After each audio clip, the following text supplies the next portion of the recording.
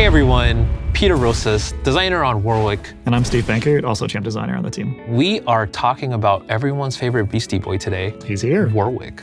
For those uninitiated, Warwick is a man who was cruelly experimented on and, he became a beast. And we want to make sure that, the players get to feel like that ferocious beast monster character. When you think of Warwick, you know that he's always trying to hunt the prey down, right? So we wanted to make sure that we could, put that feeling into the player's hands. What does it feel like to pursue prey and get them? And then the last thing we wanted to kind of get across to the player or let them perform is like breaking the rules of the game, right? Just uncaging them, like allowing them to feel feral, right? We wanted players to always just be worried about what's gonna happen. How is he gonna get to you? Unpredictable movement. Where is he gonna come from? The ground, the sky, represent that agility. All those things, we wanted to make sure that they were like present in his kit. So the first attack that we're gonna look at, it's called Claws of the Beast, which is stand S1. What's really cool about this move, besides it being an overhead, is that when it hits the opponent, they go into kind of like a medium knockdown, which you can then use to set up, follow-ups. If you hold S1, he could run for a pretty long time. During that run, he's projectile invulnerable. Right? When he comes out of the run, he's no longer projectile invulnerable, so you have to time it. So his next attack is called Rage of the Beast. It has a similar startup to Claws of the Beast, but instead at the end, he ends with a lunging headbutt. If you use Wrath of the Beast, then that gives you advantage, right? Or it lets you blow through their attack. Right. And then you talked about sort of like Warwick, he's coming at you like really horizontal, but you also added this nice vertical element to his game on the Crouch S1. So with his Crouch S1 suite, he goes into Primal Leap. So that's this little flip here. And if you hold down in S1, he goes a lot further. And what's like really cool about this move is when it goes up, it does hit going up. Yeah. And then when you use Primal Leap, he has 3 different follow-ups. The first one being Pursuit, where he does a really quick diving bite. And what's really cool about that is that then that knocks up the opponent and it allows you to follow up. His next follow-up attack in the Primal Leap suite is Tear. And the reason that you want to use Tear is that it ground bounces the opponent and it hits in the front, but as you can see, it kind of like hovers in the air ever so slightly. So, the cross-up is nasty. And it crosses up, right? So it's kind of hard to block, which is really interesting. And then on top of that, it's plus on block. So if the opponent blocks it, you could use this as a way to kind of keep up pressure. And then for those pesky opponents who are too defensive, you want to go ahead and use Snare, right? Just because that does a really good amount of damage. And it's command throw. It's a command throw, yes. Nice. So you can't block it. What's really cool is if you're using either Rage of the Beast or Claws of the Beast, right? You could cancel that by pressing up and getting a Primal Leap cancel out of that, thereby adding another layer to your offensive capabilities. Yeah. One of the things that's really cool about Warwick, he can get the opponent to the corner pretty nicely. And then once the opponent's in the corner, that's typically like a safer space you could be in, right? You can't really get crossed up in the corner. Right. Once again, the idea is no safe spaces against him. And to that point, we added the Primal Climb where he gets to cling onto the corner. What's really cool about this is that he has access to those same kind of Primal Leap follow-ups, but they're like enhanced. They're much stronger from the corner, right? So when he does Pursuit and it hits, the opponent is launched and they spin out, allowing for cooler combos. When you use the M attack, you'll see it's a little bit different. Right. He's doing a new attack called Rend, which can ground bounce an airborne opponent, but against a standing opponent, it leaves them standing with a lot of hit stuns. And then he also has Snare from there as well, just in case the opponent gets a little too defensive. Right. Too comfy. Exactly.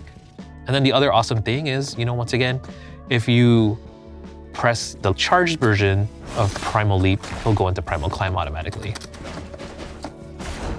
And that's cool too, just seeing the way that the way the offense sort of develops based on the opponent's tendencies. You can condition in certain ways if you want to.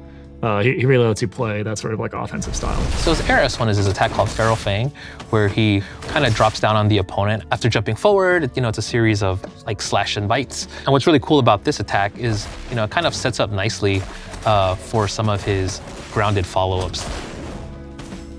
His S2 is an attack called Savage Slashes, right? So pressing S2, he does 2 slash. Pressing S2 again, he'll do a 3rd slash, and then pressing S2 one more time, he does a 4th slash, right? And what's really awesome about this is just, it's on the player to kind of input those slashes as they see fit. They get to feel Right. that they're actually tearing into the opponent. His next attack in his S2 suite is his Crouch S2, and it's called Bloodseeker.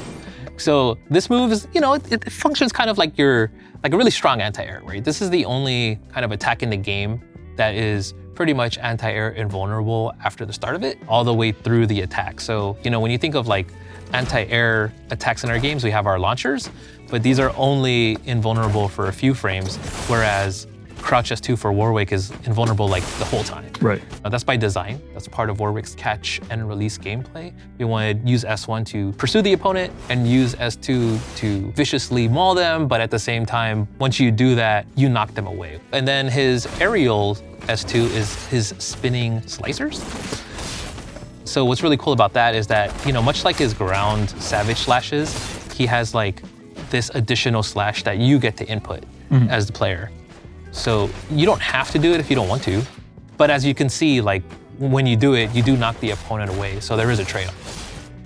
His last attack on his S2 suite is his forward S2 called Feral Bite. And this is where he kind of like rears back and he picks the opponent and tosses them over his head, What's really cool about this move is that you can like cancel the recovery of the move. This move is essential because you can do it after his air S1, you could do it after his sweep, you can do it after any like real opportunity where you knock the opponent down. That's an opportunity to use Feral Bite.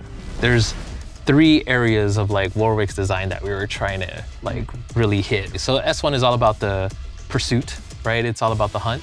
So S2, it's all about the players getting to feel that like power transfer, when you're like tearing up an opponent. And the last one was just uncaging the player, right? Like just allowing them to go fully feral. As Warwick, lands these S2 attacks, which, you can see here, he's building up the Bloodlust gauge.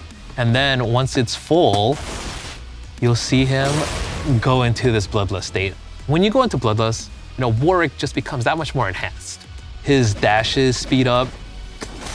Yeah, it's like across the board, too. Right? Like speed, power, like he... Exactly, right? He gains 2 new specials.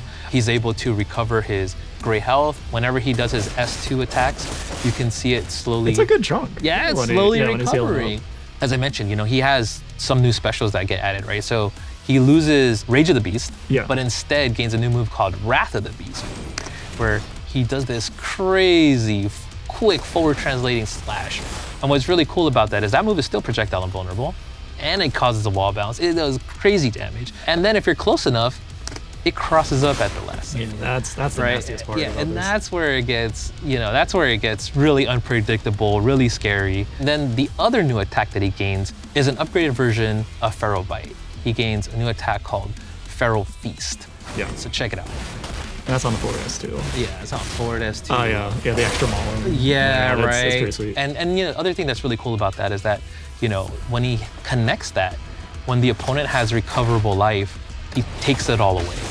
I straight up did not know about that. You're like, wait, who okayed that? You don't lose the corner carry. So, that's huge. The other really cool thing, and this is kind of like what really is at the heart of Bloodlust. You could cancel certain specials into certain specials. Yeah, it's good. What that means is that you could cancel his Bloodseeker into a Feral Fang. Yeah. You could cancel his Vid Slashes into a Wrath of the Beast. Another thing that he gains, an aerial version of Primal Leap that he doesn't have normally. So when you're attacking the opponent and they're blocking, you can use this as a way to kind of break their defense. You're right. So we just wanted to make sure that, players just had options and they were able to kind of utilize the combos the way they wanted. As you're doing these cancels, you're like spending, like the gauge depletes like fairly slowly on its own. But if you want to access the power, you got to spend some of it looks like. That was our way to ensure that this didn't become like grossly imbalanced. The way that we kind of did that was ensuring, his new moves, they do take up some of that Bloodlust gauge. There is a cost to using them because they're so strong. It's also, whenever you cancel, there is also a cost associated with that. He's giving up, some of his Bloodlust gauge to break the rules of the game. And that's what's awesome. The player gets to choose the routes to maximize the Bloodlust gauge. You want to talk about the supers? Yeah, let's go for it. His S1 super, it falls in line with the idea of pursuing. Yep. Right? It's takes a leap back, and then he flies towards the opponent, uses his agility, slashes them a ton of times, and then brings them down to the ground, right? And that's our take on Infinite Duress. Yes, for like exactly. the 2x KO version. And what's really cool about this super too is that it's one of the few that can be done in the air. It also tracks. Oh yeah, I can jump and show that. Yeah, so it's gonna like follow. It's gonna predict where Jinx will be, and it'll like land it and like hit her. You know, if you use it in double down, it's just like really easy for kind of Warwick to kind of capitalize because he can kind of reach from anywhere. So it makes him a pretty strong partner in that regard. That's cool. Oh yeah, so it's S2 super, no escape. What's really cool about that is, you know, he does a bunch of slashes, kind of in line with that feeling of, you know, the S2 slash the savage slashes, right? It's like the ultimate form of the S2s. Exactly. But what's really cool about that too is that, you know, it fills up the Bloodlust gauge. So using this at the end of a combo, right? Like it gives you about like 40%. So then if you were doing it after the savage slashes, you know, that's just a really quick way for you to get like 65% of the Bloodlust gauge. And then his ultimate attack, one of the coolest in the game. So sick. Yeah, it's really cool. I mean, come on. So his ultimate attack called like, you know, Blood Hunt. Shout outs to everyone that made this possible. But like, look at this. Let's take a second to appreciate this, right? Following the trail. Yeah, so you get the whole fantasy of like going through the streets of Zaun. Yeah, and what's like also super cool about this attack is that, you know, it can like pick up off the ground. Another really cool thing about it is that if you aren't in Bloodlust, it will instantly put you into it. It's like a conversion. So I'm gonna turn all this meter and I'm going right into Bloodlust and dealing a ton of damage. Right, and it's expensive, mind you. It's like not you know, you instantly get it. 3 bars to get there, you're cashing out. For those of you who were wondering, like, well, hey man, like if I'm already in Bloodlust, like what's the benefit? Like, why would I even do it beside the damage? Well, you know, our homage to League, right, is that we let Warwick heal. Like he's like the only character that can do that. When you hit the ultimate, you can see that he actually gains back life. Yeah, it's a big chunk. Yeah, it's a big chunk. He becomes like this force that's just kind of unKOable, you know, unstoppable. So he has 2 assists. His first one is an assist version of Rage of the Beast. That's his forward and assist. What I think so good about that is that it's like really cool at like knocking the opponent away and just being annoying, right? If you team up Warwick with somebody like Teemo, or you team him up with like Jinx, right? Like that gives me all the space to just start. Exactly, right? Like if I'm like flying around with Teemo, just kind of being annoying, boom, I knock you away, and then I just start throwing more rocks, right? Like shooting more pebbles at you, right? I'm seeing this scenario in my nightmares. Like, oh no, don't give him ideas. Don't give him ideas, you know? That to me is what's awesome about like using that assist, right? You can plug him in as also like a damage extender. Yeah, you could pick up off of it. It's like the timing is tight, but you could do it. And that allows you to kind of like, you know, let Warwick come in, he could get some blood gauge, you know, that kind of thing.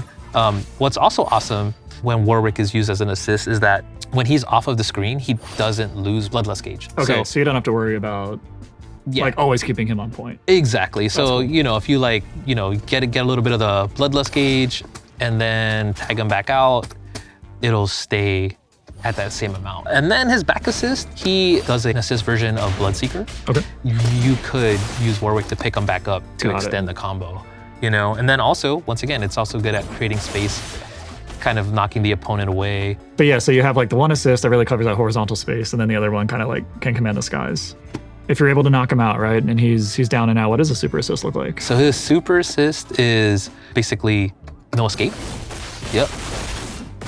And in my opinion, this might be like one of the. It's really good. This might be one of the strongest super assists. You know, no bias. Yeah. But. So yeah, we've talked a ton about just like his different strengths, sort of like philosophy, how he got there. But what about if you're playing against Warwick and you're like, man, what do I do against this guy? What are like some weaknesses you should keep on the brain? The thing about Warwick is that he is a bigger champ. It's like he can get hit by buttons that are kind of thrown out because he has like some bigger hurt boxes with his attacks as well. Like he could get punished if your spacing is incorrect. We wanted to make sure that there was counterplay to all of his attacks, right? Mm-hmm. So if your opponent is like highly aware of Warwick's kit, then you have to kind of surprise them. We wanted to make sure that while Warwick did feel scary, like he doesn't feel there's no counterplay to him. You know, for all of Warwick's strengths and everything, he does need to get up close for him to like really strike fear into the opponent. So on a team then, it sounds like you really want to pair someone up with Warwick who's going to cover these weaknesses for him. Who do you feel like is like a strong fit for that on the roster right now? So I think that, like, you know, once again, Jinx, very helpful. Her projectile allows her to kind of cover him and allows him a way in. Another champion that I was using recently that I think is pretty fun is like Teemo. Any character that could kind of like help Warwick get more Bloodlust gauge, I think is also a great fit. I feel like we've covered a really good like breadth of the kit. You got any like tech or combos you want to show off? Yes, I'm using a character that you could consider a ComboFiend, right? Yeah. So here's one for the viewers. Okay.